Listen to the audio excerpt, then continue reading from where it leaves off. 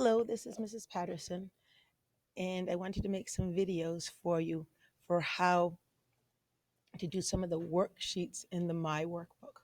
So first of all, you needed to download the myWorkbook for students that will have your name on it from Google Classroom, and then open it up in Excel on your computer.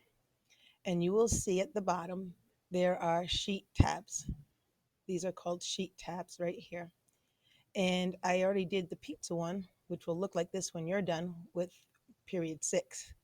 And we also did the checkbook, which will look like this when you're done.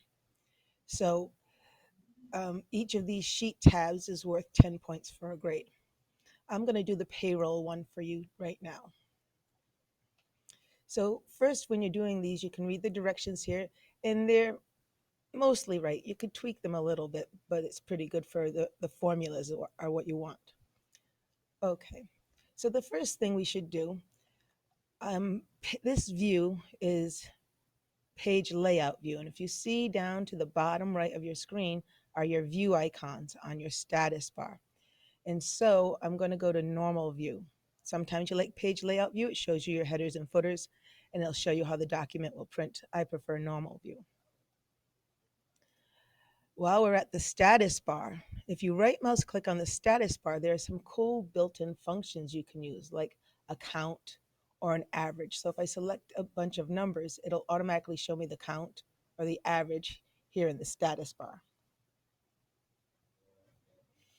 Okay, so um,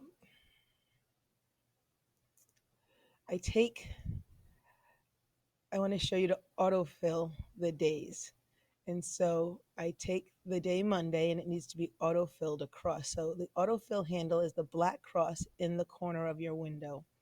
And you can drag it any way you want. It's smart that it knows that I mean Monday, Tuesday, Wednesday, Thursday, and Friday, the days of the week. So I'm going to just drag them over there. I need to center the title. So I'm going to merge and center it.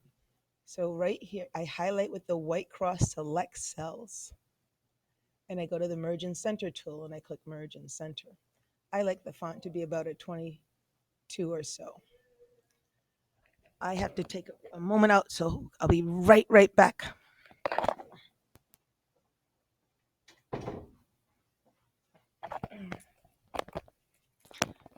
Sorry about that. I needed to close the door to the other classroom, so we're back in business now. To get the total hours, you're going to use the sum function. If you work hard in Excel, then you're working wrong. To use the sum function, there's about 10 ways to do it. I'm going to do it the hard way first. Well, this is not the absolute hard way. The absolute hard way would be doing something like this. Equals C5 plus E5 plus E5. And the reason that would be wrong is if I ended up adding in a column for Saturday, then this formula would not include Saturday. Or if it was anything else that I added another piece of information in, the answer would be wrong. It would not be the total hours. And so you don't want to do it individually. You want to use as much of the functionality of Excel as you can. If you work wrong in Excel, you might be working in a way that's criminal.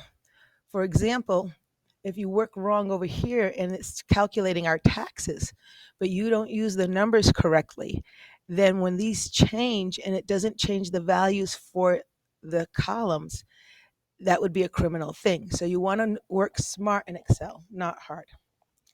So for this one, I'm going to do equals sum, that's the function, open parentheses, and I can type C5 colon, and it's going to go to G5.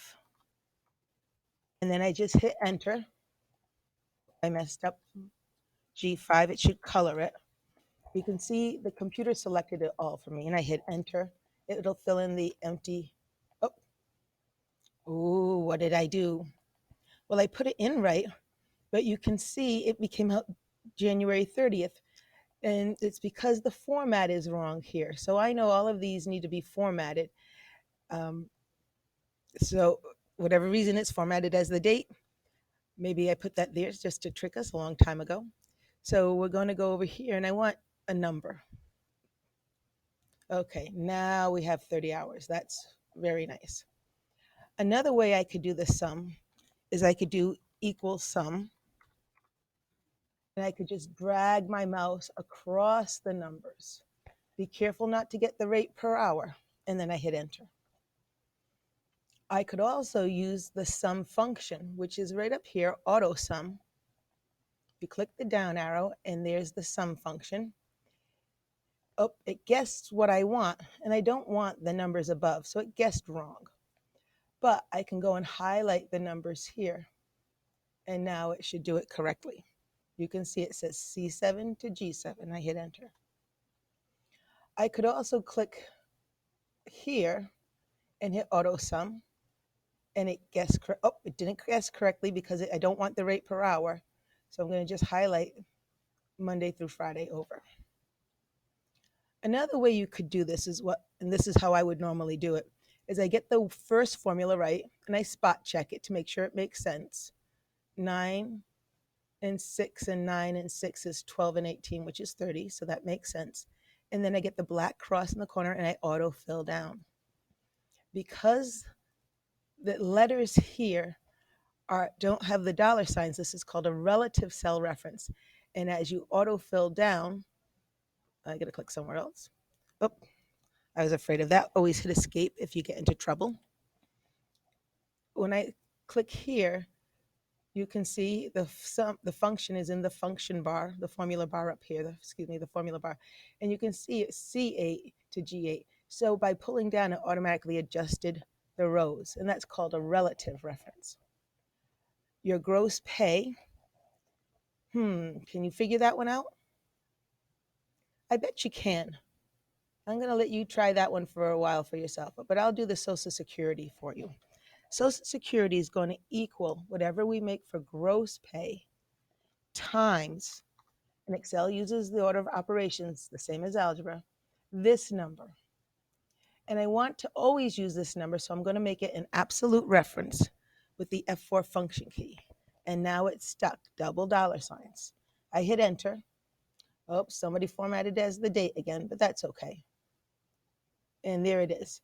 So it's going to be, there's no number here yet, but when I put the number in, let's say I just put in 50, it would work correctly. So I'm going to delete that because that's not right. And I can see I need to format all of these at least as numbers. So I'm going to go and format them as numbers. Okay. Now if let's put 100 in to make the math more easy. And that's 5% of 100 is $5. And if I put in 200, that would be $10. So that's just perfect. Okay. Same for the income tax. It equals how much you make, gross pay, times absolute reference, K3. What key is it for absolute reference? Do you remember? The F4 function key. And if you hit it a few times, it toggles through the different reference types. So we want to hit it once. Then you hit enter. And then you can auto fill down. Your net pay equals your gross pay minus your Social Security, minus your income tax. And those are all relative references, so I can auto fill down. I hit enter, and I can auto fill down. So all I need now is to put in the gross pay here. Did you come up with it? Gross pay, how much you make, equals the rate you have times how many hours you worked. That's your rate per hour times your hours. And there you go, there's your gross pay. And I autofill here and it fixes all the numbers. I always spot check. This number should be, the 15% should be 3 times more than the 5%. And I look, yep, 3 times more, yep. And the net pay should be 80% of this number. So let me find when I can do 80%. That looks good. That looks good. Well, we need to clear the directions and we need to put our name right here. And then you can color the sheet tab that it's finished.